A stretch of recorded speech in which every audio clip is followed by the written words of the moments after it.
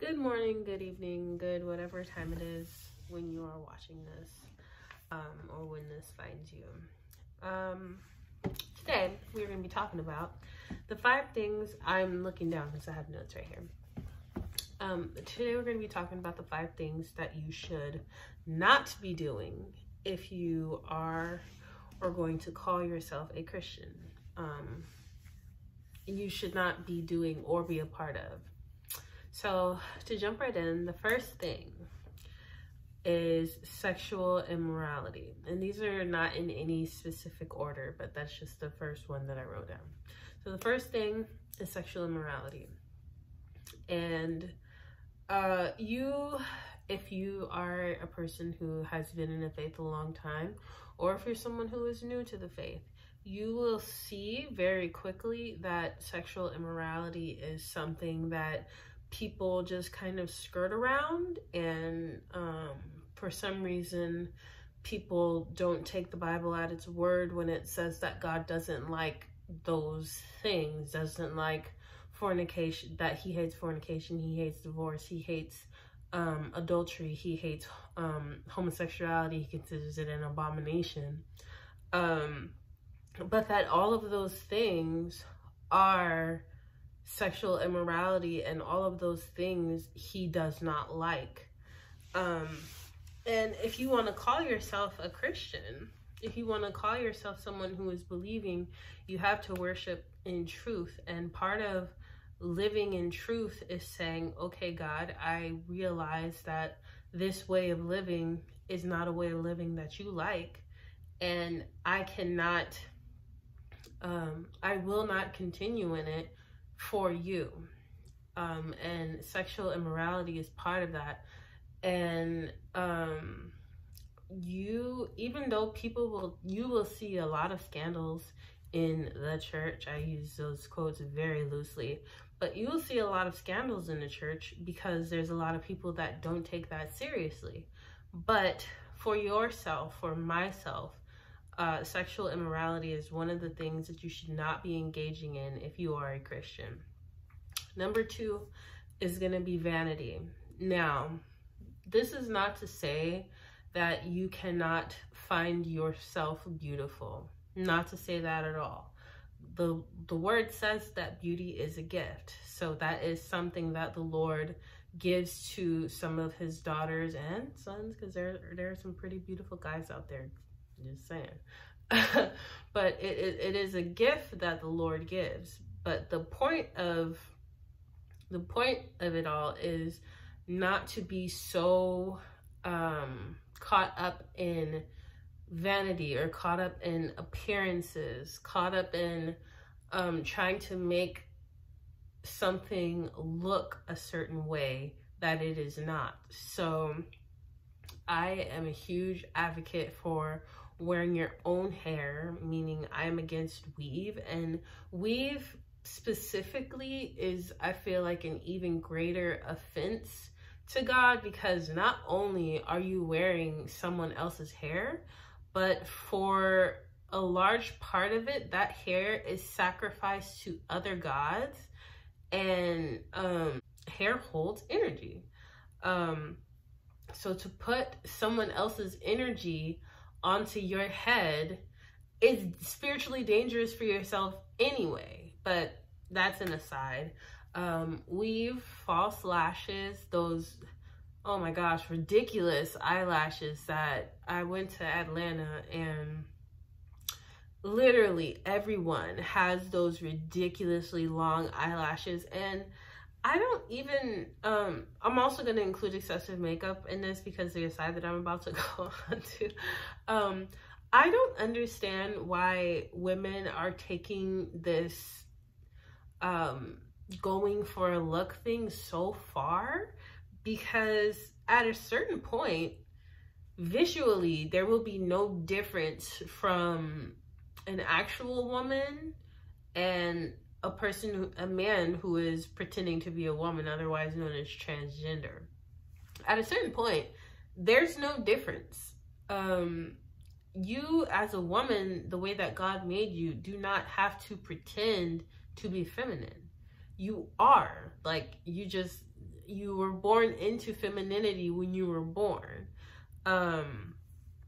And anything, I'm gonna now mention cosmetic surgery, but weave, false lashes, excessive Invisalign.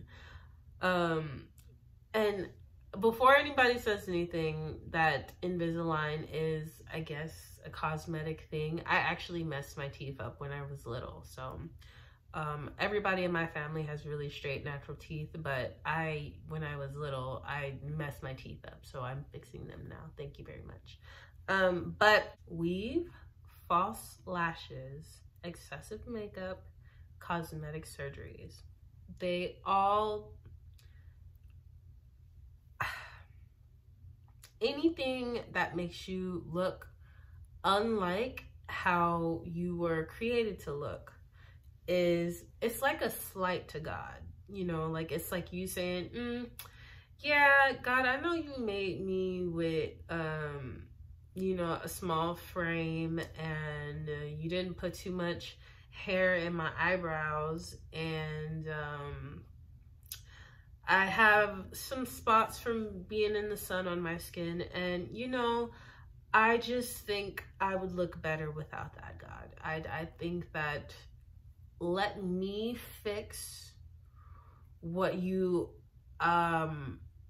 this is just something that you missed. Like, you missed this one little thing. So that's a slight to God, and I think it's very disrespectful. And you know, before, when I was younger, I didn't have this, I'm 26 now, but I battled with myself so hard. I battled with myself. Like, I was just like, you know what? There's nothing wrong with wearing makeup. There's nothing wrong with wearing eyebrows. There's nothing wrong with mascara or foundation if you need it. There's nothing. When I was younger, I thought that there was nothing wrong with it, but I didn't realize that I only felt like I needed those things because I was not comfortable with how I actually looked. And that was the problem, that I was convinced that those things were the only things that would make me beautiful or attractive. And those things were what I needed in order to get male attention, in order to, you know, find a relationship and get married and all that stuff. Like, I thought that I needed those things in order to be pretty at all. And that is an internal issue that I think is very, very rampant in women, period, right now. The low self-esteem is directly tied with what we are told is considered beauty. So yeah, vanity is the second thing. Being too caught up in the keeping up of the appearance of beauty, not the actual, you know, not actually being beautiful, but appearing beautiful. Number 3 is greed. So my generation is really bad about this greed thing. And I say this because within the last, I want to say 2 or 3 years, chasing the bag has been a very popularized term. And for some reason, I see people who consider themselves Christian even using this term of chasing the bag. Chasing the bag is not biblical. We are not supposed to be chasing after money. We are not supposed to be storing up earthly treasures. It literally says that in the Bible, that that we should not be greedy, that if someone asks you for something, you give more than what they asked for. And also, and aside of that, you cannot justify to God or anyone else logically that you are defiling your temple, which is supposed to be a temple of the Holy Spirit, in order to make money. That is an insult to God. It's disrespectful. So all of those people who are doing things that are defiling their temples, whatever it may be, in order to make money. That's greed. And it shows that you do not trust God to provide for you. And if you are engaging in an activity that is doing that is participating in the defilement of your temple, or even causing you to say things that you know are not of God or godly, for money, you really need to check that and get that right. Moving on. Idolatry might seem like something that is an obvious sin, right? But I feel like it's everywhere in the church right now. Not even I feel like. It is everywhere in the church right now. Like, you have New Agers, people who are coming in, calling themselves Christian witches, people who believe in tarot cards and astrology and numerology, all those ologies. They try to mix that with Christianity. They try to mix false gods with Christianity, and you see that all the time in other countries that are pretty much not the US, I guess, but like in Africa or in South America with the Catholics. You see that very often, that they try to mix what their traditional gods were in their culture and belief system, and they try to mix that with the Bible and call it Christianity, but it's not. And I have to say this, that if you are somebody who believes in the power of crystals over the power of God, you, first of all, get rid of all those crystals if they're not just decorations or pretty to you. Get rid of them because they're cursed. Secondly, if you are a kind of person that believes in the power of herbs over the power of God, you need to repent. That is not biblical. We do not, while it's obvious that medicine is something that can be helpful or beneficial for people, we do not exalt anything over the power of God, period. You have to believe that God is the source of the healing, not whatever it is that you're using.